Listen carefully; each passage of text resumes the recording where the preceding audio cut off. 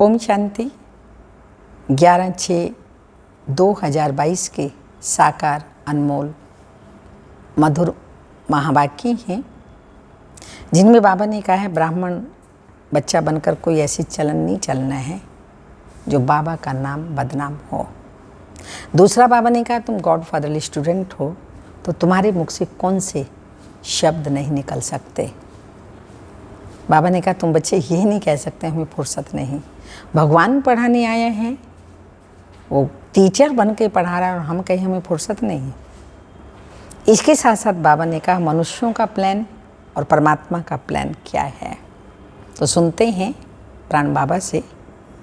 मीठे बच्चे ब्राह्मण बनकर कोई ऐसी चलन नहीं चलना जो बाप का नाम बदनाम हो। धंधाधोरी करते सिर्फ श्रीमत पर चलते रहो।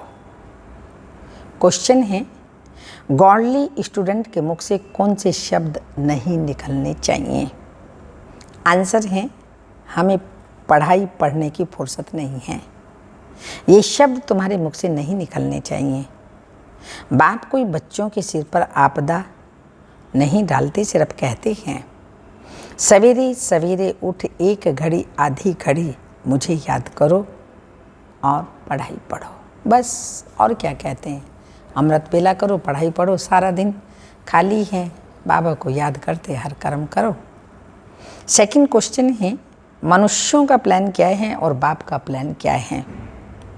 मनुष्यों का प्लान है सब मिलकर एक हो जाएं, नर चाहत कुछ और आदि आदि।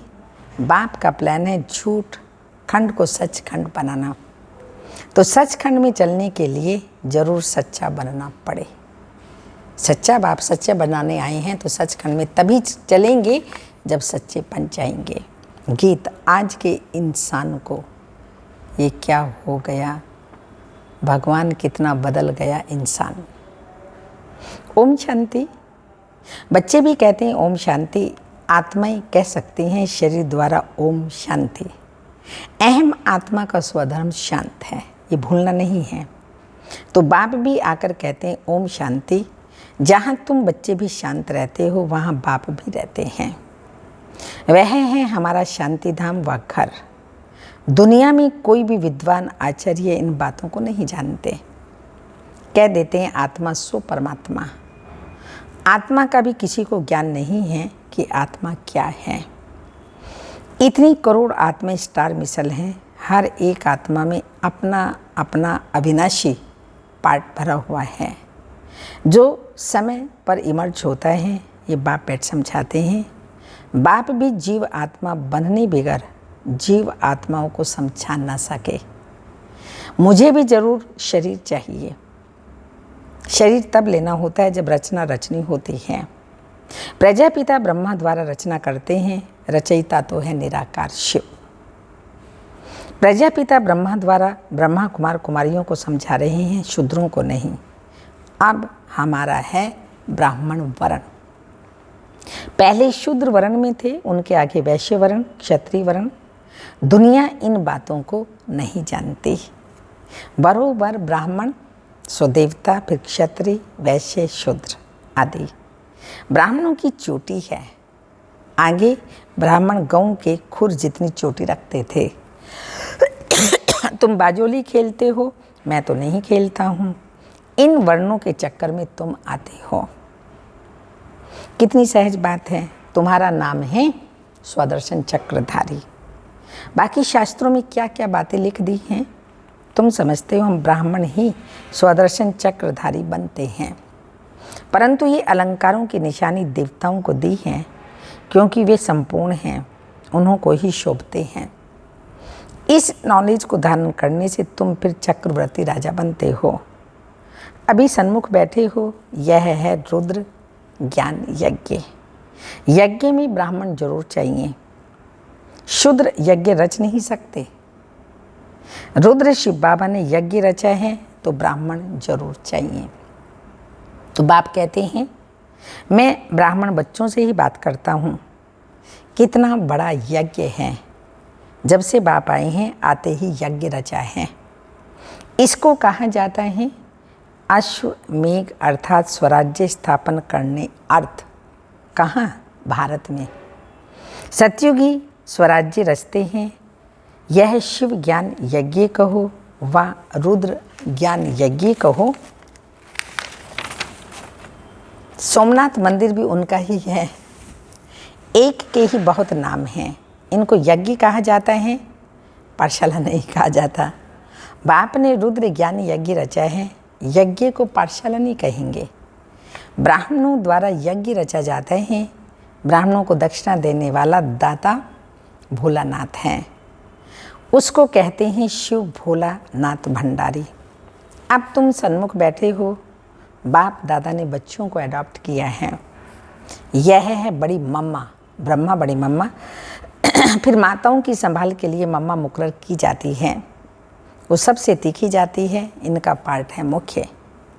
वह है ज्ञान ज्ञानेश्वरी जगदम्बा।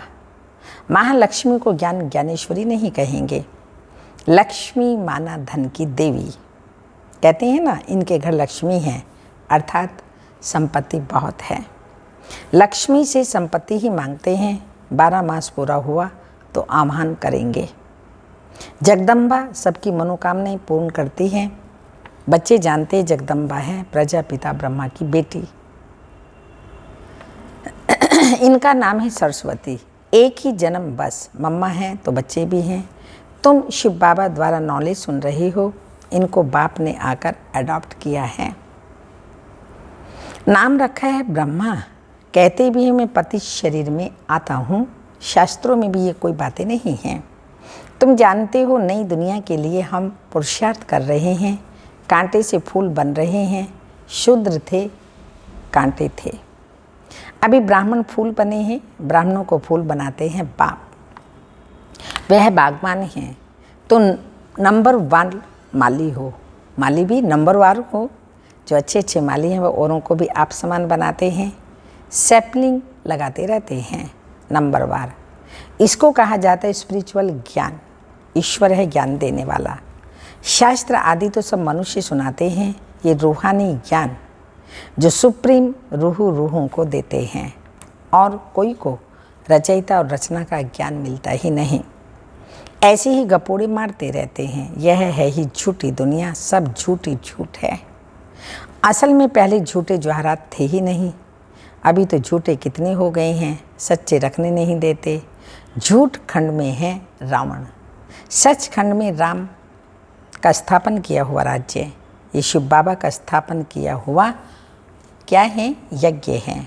पाठशाला भी है, पढ़ाई पढ़ते हैं तो फिर से बाबा कह रहे हैं पाठशाला भी है, यज्ञ भी है, और क्या है, घर भी है। तुम जानते हो हम परलोकी के बाप और फिर प्रजापिता ब्रह्मा के सन्मुख बैठे हैं। जब तक ब्राह्मण ना बने तो वर्षा मिल ना सके। यज्ञ को संभालने वाले सच्चे ब्राह्मण चाहिए। विकारों में जाने वाले को ब्राह्मण नहीं कहेंगे। एक टांग रावण की बोट में, दूसरी टांग राम की बोट में, तो नतीजा क्या होता है, चिर जाएंगे। ऐसी चलन से फिर नाम बदनाम कर देते हैं। कहलाते हैं प्रजापिता ब्रह्मा की संतान और कर्तव्य शूद्रों के। तो बाप कहते हैं धंधा धोरी भल करो, परंतु श्रीमत पर चलने से फिर रिस्पॉन्सिबिलिटी उन पर हो जाती है। जिम्मेवार बाबा हो जाता है अगर हम बाबा की श्रीमत पर चलते हैं तो। तुम यहाँ आए हो ईश्वरीय मत लेने के लिए, वह है आसुरी मत। तुम श्रीमत लेते हो श्रेष्ठ बनने के लिए, तो ऊंचते ऊंच बाप ऊंची मत देते हैं। तुम जानते हो हमको ऊंची मत मिलती है मनुष्य से देवता बनने की। कहते भी हैं हम तो सूर्यवंशी राजा बनेंगे। यह है ही राजस्व प्रजस्व नहीं। तुम राजा रानी बनते हो तो प्रजा भी जरूर बनानी है। जैसे ये मम्मा बाबा पुरुषार्थ से बनते हैं तो बच्चों को भी बनना है। तुम बच्चों को भी बहुत खुशी होनी चाहिए। हम ब्रह्मा कुमार कुमारियाँ शिव बाबा के पोतरे पोतरियाँ हैं। शिव को प्रजापिता नहीं कहेंगे, वह रचयिता हैं। स्वर्ग में रहने वाले जो हैं देवी देवताएं, बाप ही मनुष्य को देवता बनाते हैं। तुम्हारी काया कल्प वृक्ष के समान बनती है, रिजुनेट होते हैं। तुम्हारी आत्मा जो काली हो गई है उनको प्योर गोरा बनाते हैं। जब संपूर्ण पवित्र बन जाते हैं तो फिर शरीर नहीं रहता। इसलिए ही भंबोर को आग लगती है जिसमें सबका विनाश हो जाएगा। तो यह है बेहद की बातें। ये बेहद का आइलैंड है, वह है हद के। जितनी भाषाएं उतने नाम रख दिए हैं। अनेक टापू हैं, परंतु ये सारी सृष्टि ही टापू है। सारी सृष्टि में रावण का राज्य है। गीत में भी सुना ना, क्या हालत हो गई है। वहाँ एक दो को मारते नहीं हैं, वहाँ तो राम राजा राम प्रजा, हाँ राम राजा राम प्रजा कहते हैं ना।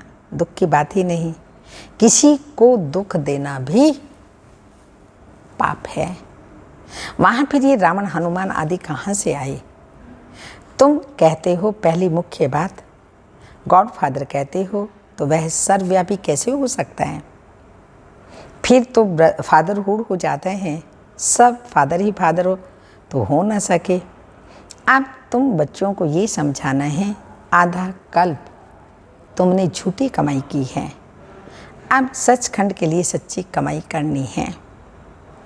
वह भी शास्त्र आदि जो सुनाते हैं कमाई के लिए। शिव बाबा तो यह शास्त्र आदि कुछ भी पढ़ा हुआ नहीं है। वह है ही, शिव बाबा है ही नॉलेजफुल, ज्ञान का सागर। वह सत्य है, चैतन्य है। अभी तुम बच्चे जानते हो बाबा से हम सच्ची कमाई सचखंड के लिए कर रहे हैं। झूठ खंड विनाश होता है तो देह सहित सब विनाश होना है। तुम सब देखेंगे कि कैसी लड़ाई लगती है। वह समझते हैं सब मिल जाएं, परंतु फूट पड़ती जाती है। नर चाहत कुछ और, होवत कुछ और की हो, आदि आदि। उनका प्लान है सब विनाश के लिए। ईश्वर का प्लान क्या है, सो अब तुम जानते हो। तो बाप आए हैं झूठ खंड को सच खंड बनाने के लिए, मनुष्य को देवता बनाने। सत्य बाप द्वारा तुम सच्चे बनते हो और रावण द्वारा झूठ बनते हो। बाप ही सत्य ज्ञान देते हैं। तुम ब्राह्मणों का हाथ भरतू होगा। दुनिया में कहते हैं खाली हाथ आया खाली हाथ जाएगा, प्रभु के भजन फिर पछताएगा। तो हम भरतू हाथ आए थे और भरतू हाथ ही जाएंगे। ये ज्ञान के संस्कार, जो ज्ञान कमाई है, पढ़ाई है सोर्स ऑफ इनकम, तो इससे हम अपनी बुद्धि रूपी झोली भर रहे हैं। और आत्मा मन बुद्धि संस्कार सहित है, अविनाशी है, तो संस्कार ले जाते हैं ये ज्ञान के। बाकी शूद्रों का हाथ खाली जाएगा। तुम जानते हो हम सो देवी देवता बनेंगे।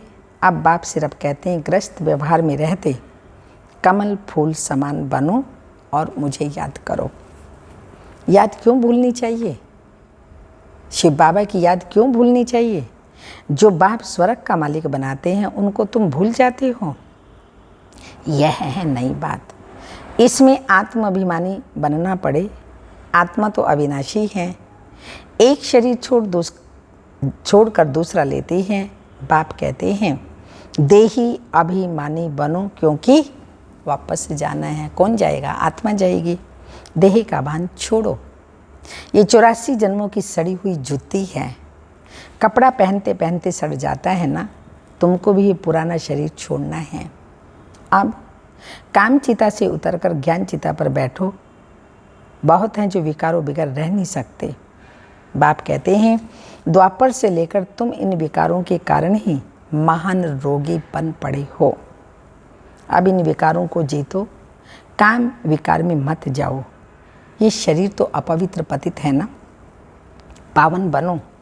यहाँ सभी विकार से पैदा होते हैं। सत्युग त्रेता में ये विकार होते ही नहीं। वहाँ भी यह हो तो बाकी उनको स्वर्ग इनको नर्क क्यों कहा जाए? बाप कहते हैं शास्त्रों में तो कोई एम ऑब्जेक्ट है ही नहीं, यहाँ तो एम ऑब्जेक्ट हैं।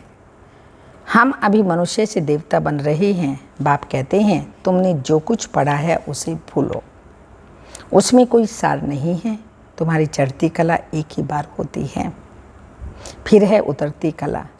कितना भी माथा मारो नीचे उतरना ही है, पतित बनना ही है।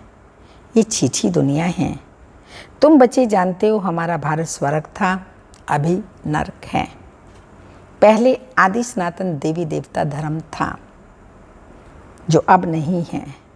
फिर उस धर्म की स्थापना होती है।